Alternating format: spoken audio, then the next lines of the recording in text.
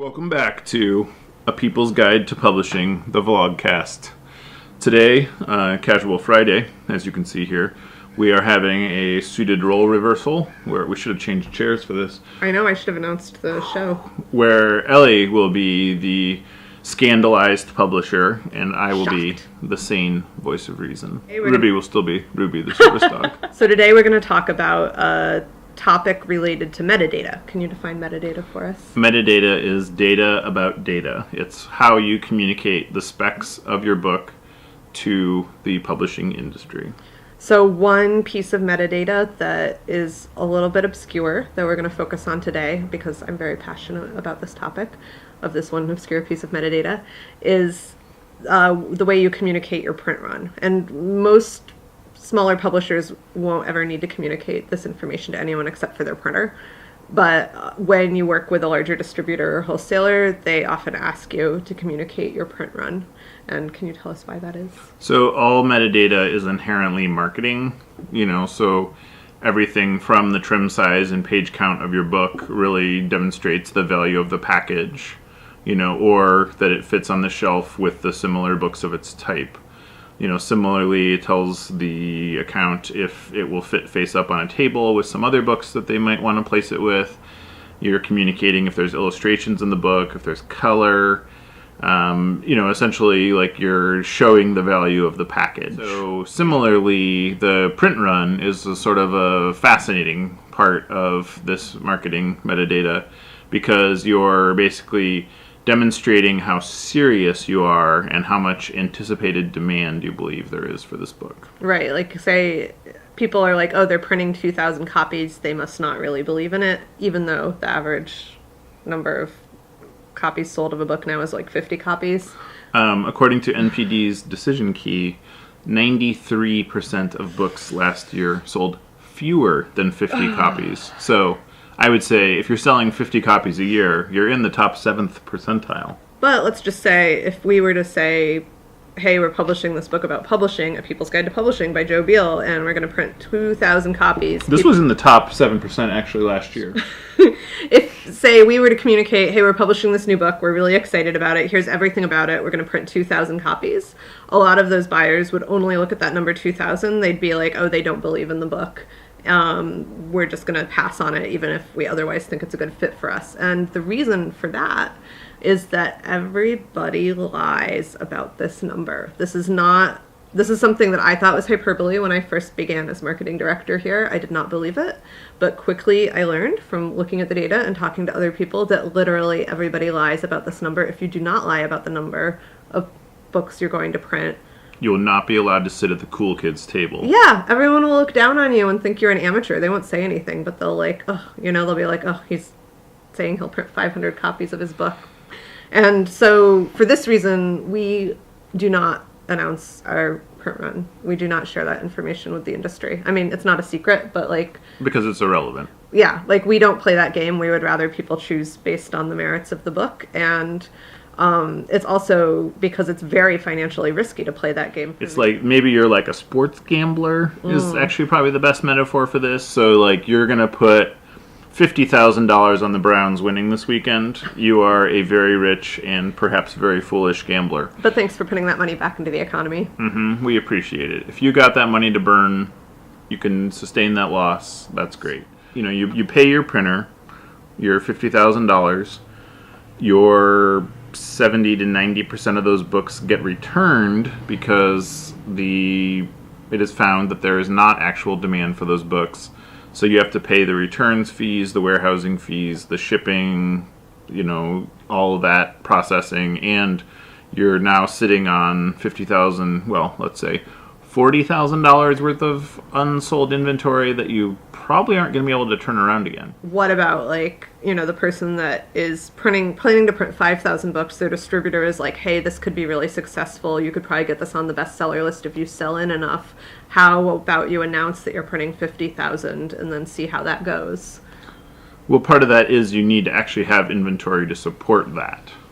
So maybe you would probably have to print at least 15,000 because then your initial orders are going to be expecting that. So if you don't have it, it does sort of beg the question of like, oh, okay, you didn't actually believe this. What this convention is doing of inflating your print run, it is doing two things. It is causing this sort of cultural exclusion within the publishing industry, where like, you know, you're separating the pros versus the people who don't know this weird inside lingo that you would never guess was real because it's really screwed up. And then you also are seriously financially penalizing people who are smaller, who are savvy enough to play this game, and who maybe don't actually have the capital to back it up when this backfires. Like, because chances are it will backfire. Like Joe says, it's like totally gambling. You might win the lottery. Some people have, but the like, Browns might win too. Can you afford to lose the lottery in this level of... This is not even the lottery. This is like off-track betting, where you're putting down a very, very large, very heavily presumptive bet. So this is why we don't communicate print run in our metadata. We don't even have that coded into our computer. Like, we literally cannot include it. And I urge you, as you grow into your small to medium-sized publishing dreams, maybe your large publishing dreams, to also not participate in this racket. Oh, I thought it was because the computer couldn't understand numbers so large as our print runs. That's not it, then? 2 million copies already sold of this national bestseller, People's Guide to Publishing. National bestseller is a misnomer, and every book that is sold on both coasts could be a national bestseller. I mean, yeah, like, it might be that author's best-selling book, and it might be their only book also. Yeah. It might even be their international bestseller. That's some good language to look out for as you peruse your bookstore. But we wanted to share all of this with you, partly as a cautionary tale, but also partly to like give you a window inside kind of what keeps the publishing industry so exclusive and so rarefied and so, dare we say, elitist. Yeah, so the function of this whole marketing mechanism of using your metadata to communicate your expected first print run, and that's the language, expected first print run, is because, you know, say what happens is like Fire and Fury is a book that would need this information because it like will be a national bestseller legitimately and not in any kind of hollow marketing sense. So what happens is every store in America has a reason to stock that book, you know, whether it's to be skeptical of that book, to read that book, to like take in the information from that book. You know, it has legitimate nationwide interest and like could conceivably sell millions, you know. And so they do need to express that in some way, you know, and since so many of these conventions are made hollow by like false advertising over centuries, this is an effective way to share that. But we can do better. We in the grassroots who are producing evergreen titles that sell maybe not quickly. Like, maybe we don't want to sell 1,000 copies to one store that will then return 950. In fact, we definitely know we don't want to. So rather than play that game, we prefer to urge you to publish really good books, really spend that time instead of, like, worrying about, like, playing these numbers games. Like, spend that time, like, really doing your title development research, really focusing in on your other data, making sure you've got the right size, the right format, that you're communicating where the author lives, that you have a really great description with like really great SEO, and like, you know, make the book like appealing on its own merits because it is. And don't worry about the games that the industry plays or the bestseller lists or any of that because it won't serve you. The house always wins.